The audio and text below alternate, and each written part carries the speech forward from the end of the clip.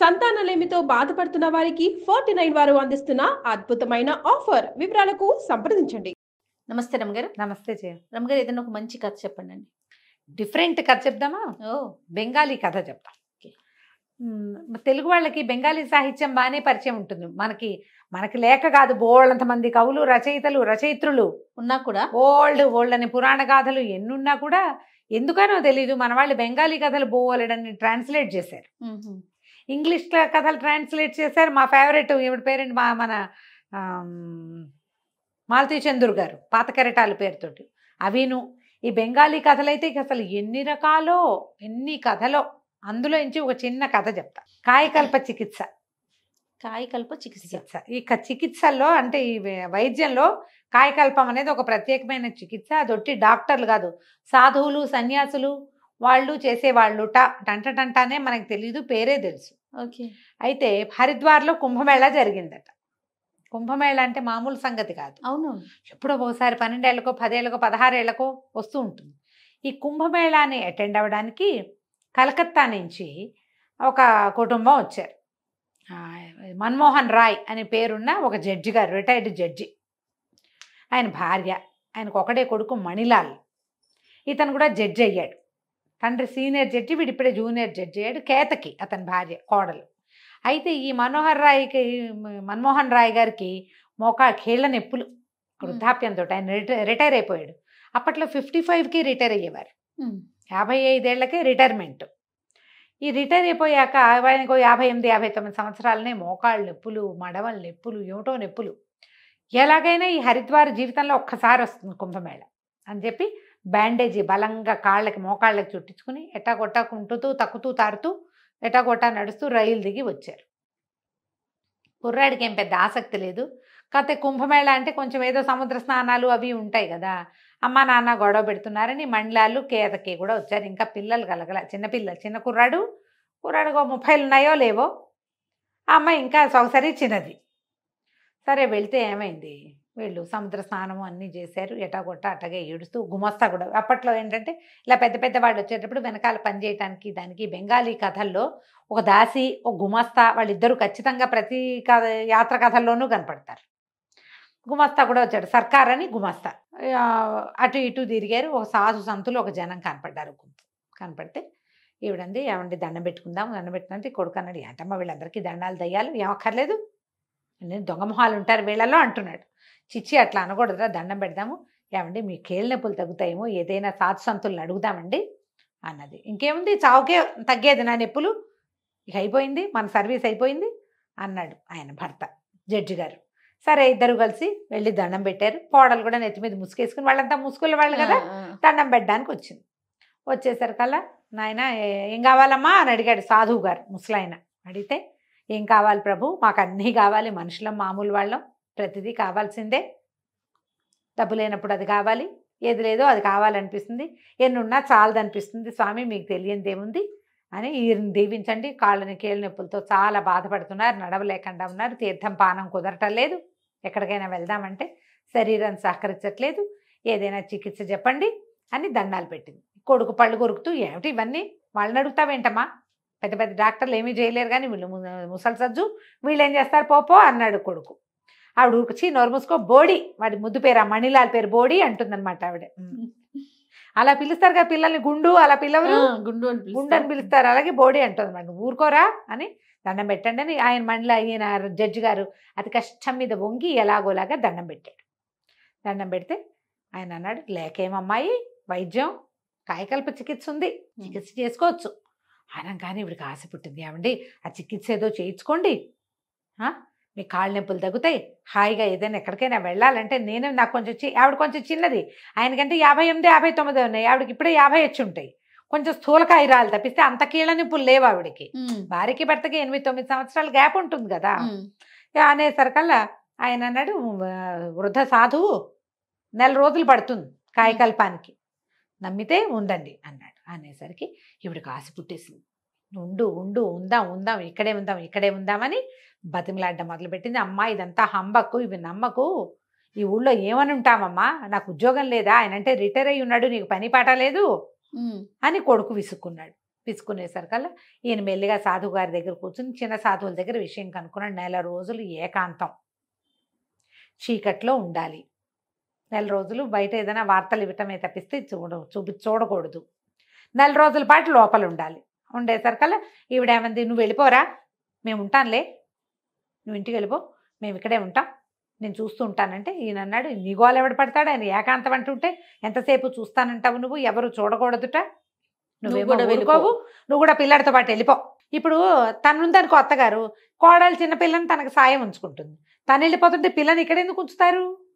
సరే మీరందరూ బోడి మీ నాన్న మీ అమ్మని మీ ఆవిడ్ని తీసుకుపోరా, సర్కార్ని ఒకడిని నాకు తోడుంచు.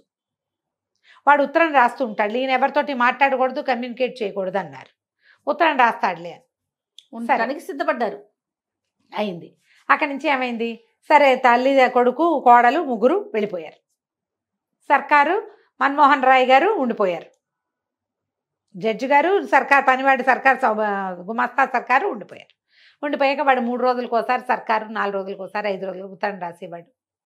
అయ్యగారి పళ్ళన్నీ రాలిపోయినాయి, కొత్త పళ్ళు గవ్వల్లాగా వస్తున్నాయి, నెత్తి మీద జుట్టంతా ఊడిపోయింది, జుట్టంతా పండిపోయింది కదా ఆయనకి, అంతా ఊడిపోయింది, కొత్తగా మొలకలు వస్తున్నాయి, నడక సాఫీ వచ్చింది, నొప్పులు తగ్గాయి, నడుము సాఫీ అయ్యింది, అలాంటివన్నీ రాస్తున్నాడు. నెల పూర్తయింది. నెల పూర్తయితే వీళ్ళు ఏం చేశారు, నాన్నగారు వచ్చే రోజు వచ్చేసింది, రేపు వచ్చేస్తున్నామని సర్కారు ఉత్తరం రాశాడు. టికెట్లు బుక్ చేసుకున్నారు. సర్కారు అయ్యగారు బండి ఎక్కారు. బండి ఎక్కాక ఆ బండి దిగాక అతను ఏమన్నాడు, ఈయన జడ్జి గారు, ఒరే సర్కార్, నువ్వు బజార్ వెళ్ళి కొంచెం పళ్ళు స్వీట్లు అవి కొనుక్కురా, నేను మన వాళ్ళని కొంచెం తమాషా చేస్తా అని చెప్పాడు. చెప్పేసరికి సరే సర్కారు బజార్లోకి వెళ్ళాడు. ఈయనేమో ఒంటెద్దు బండి దిగి, ఇప్పుడు ఒంటి గుర్రం బళ్ళు అవి దొరుకుతాయి, జట్కా దిగి ఇంట్లోకి వెళ్ళాడు. ఇంట్లోకి వెళ్తే ఆ రోజు ఏమైంది, మీ నాన్న ఎప్పుడురా వచ్చేది అని వాళ్ళ అమ్మ అడిగింది. అడిగితే అమ్మ మధ్యాహ్నం బండికి వస్తారు, సాయంకాలం బండికి వస్తారు. వీళ్ళు ఏం చేశారు, మధ్యాహ్నపు బండికి వచ్చేసారు. ముందుగా సాయంకాలం బండికి వస్తారంటే ఈ కేతకి ఏం చెప్పిందంటే, ఏమండి నేను మనం బజార్లో చూసిన చీర పట్టుకురండి, నేను ఆ చీర కట్టుకునే స్టేషన్కి వస్తా, చీర కట్టుకోకపోతే స్టేషన్కి రాను మామగారిని రిసీవ్ చేసుకోవడానికి అనేసరికి ఈయనన్నాడు, ఏమే నేను కూడా కాయకాలు పని చేసుకుని వృద్ధుని అయిపోతాను, నీ రోగం బాగా కుదురుతుంది. మొగుడు పెళ్ళాలు బోలంతా సరసమాడుకున్నారు. తల్లేమో సరే అమ్మాయి ఆమె మేడ మీద ఉన్నారు వాళ్ళిద్దరు. కోడలు ఒక గదిలో, కోడలు కింద గదిలో ఏదో పని చేస్తుంది, అత్తగారేమో పై గదిలో. ఈ పిల్ల ఏం చేసింది, ఏదో పని చేసుకుంటుంది, భర్త ఏమో ఆఫీస్కి వెళ్ళిపోయాడు. మధ్యాహ్నం మామగారు వచ్చాడు. ఈయన లోపలికి వెళ్ళేసరికల్లా ఆ పిల్ల ఏదో పని చేసుకుంటుంది, నెత్తి మీద ముసుగు లేదు. చప్పుడయ్యేసరికల్లా వెనక్కి తిరిగి వచ్చారు చీర తెచ్చారా అని అడిగింది. ఈయన నిర్ఘాంతపడి, ఇదేమిటి కోడలు ఏనాడు ఆ పిల్లని ముసుగు లేకుండా చూసింది లేదు, చూడకూడదు అట్లా, వాళ్ళ పద్ధతి కాదు. అదేమో సగం పవిటంతా వెనకాల వీపు జీరాడిపోయి వీపంతా కనపడుతోంది. మొహం ఏనాడు ఆయన కోడల మొహం పెళ్లినాడు చూశాడు, మళ్ళీ చూడలేదు. ఆ పిల్లటి తిరిగి చీర తెచ్చారా తాలేదా, చీర తేకుండా నేను రావద్దని చెప్పానా లేదా, మరి ఇంట్లోకి ఎందుకు వచ్చారు, ముందు వెళ్ళి చీర పట్టుకురండి అని అనేసరికి ఈయన గిరుక్కుని తిరిగాడు. ఆ అమ్మాయి ఏమనుకుంది, భర్తే చీర పట్టుకు రావడానికి వెళ్ళాడు అనుకుంది. ఈయన గబగబా మెట్లెక్కి పైకి వచ్చాడు. మెట్లెక్కి పైకి వస్తే ఆవిడేమో ఏదో కుట్టుకుంటుంది కూర్చొని, ఆ భార్య కాస్త కను వెలుగులో ఉంది. అమ్మి నేను వచ్చేసాను అన్నాడు. అమ్మీ అన్నాడు. ఇవిడికి అమ్మలాగా వినపడింది. ఏమిట్రా బోడి, ఎప్పుడురా మీ నాన్న వచ్చేది అని అనగానే నిర్కాంతపడికి, ఏమిటి బోడి బోడి అంటుంది, ఏమిటో తెలియలేదు. నేనేనే అన్నాడు. నేనేనే అనగానే ఏమిటది, ఏం మాట్లాడుతున్నావు, ఏమిటా మాటలు, సరిగ్గా మాట్లాడు వెధవా అంటుంది ఆవిడేమో. ఇంకేం చేయాలో తెలియలే. అర్రే సర్కారుని తేకుండా నేను వచ్చానే, వీళ్ళు నన్ను గుర్తుపడుతున్నట్లేదు అనిపించింది.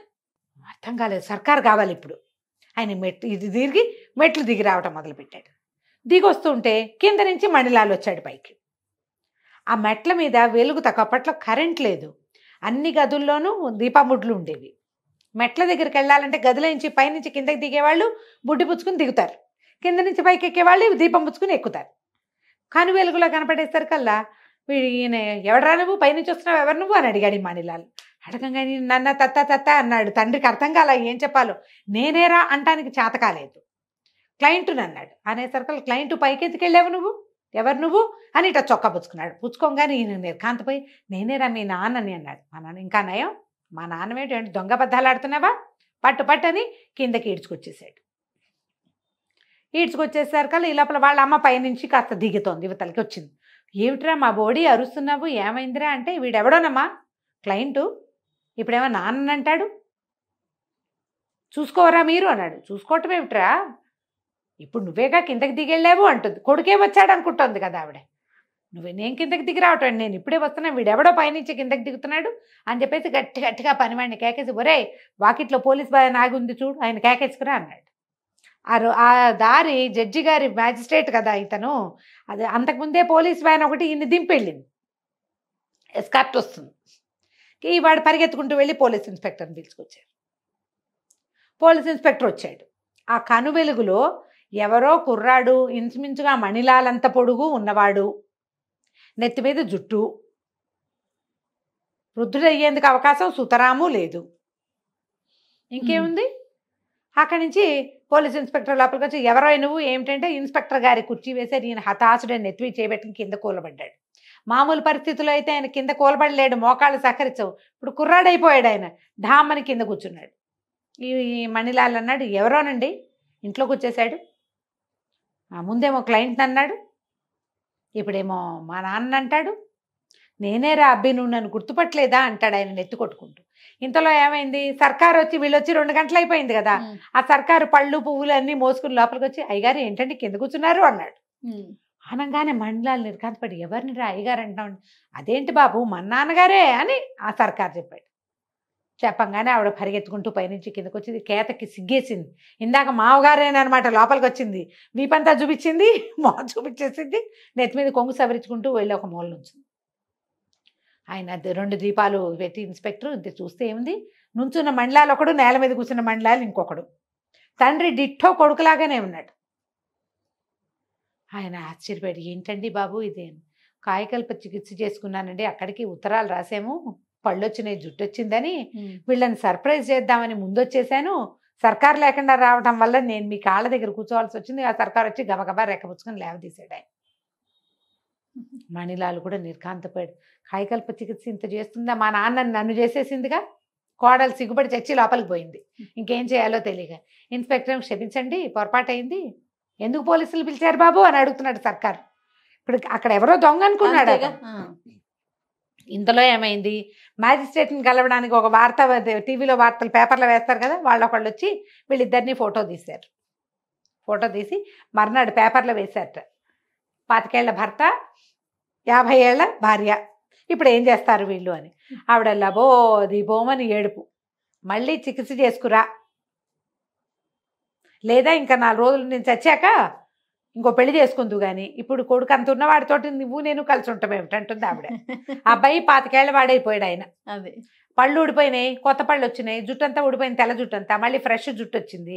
వాడు చూస్తే అన్నయ్య భార్య తమ్ముడు పక్కన, కొడుకు పక్కన నుంచుంటే ట్విన్స్ అల్లే ఉన్నారు వాళ్ళిద్దరు. కోడలు అంటే, ఓహో 50-60 ఏళ్ళు వస్తే మీ నాన్నలాగా అవుతారా మీరు, కర్మ అంటుంది. ఎవరైనా మనకి 25లో 30లో తెలియదు కదా, 50 వచ్చాక ఎలా అవుతామో మనకి ఎట్లా తెలుస్తుంది. అప్పుడు వార్తల్లో కూడా పడ్డారట వాళ్ళు. కాయకల్ప చికిత్స చేసుకుంటే భార్య భర్త ఇద్దరు చేయించుకుంటే ఇద్దరు యంగా ఇవ్వను, ఆవిడ ఇక్కడే ఉంది, ఆయనకి మోకాళ్ళ నొప్పులు పోవడం కోసం చేస్తే ఇదిగో ఇది అయ్యిందనమాట. కథ కంచికి మనం ఇంటికి. బాగుంది రమ్మగారు. నమస్తే. నమస్తే.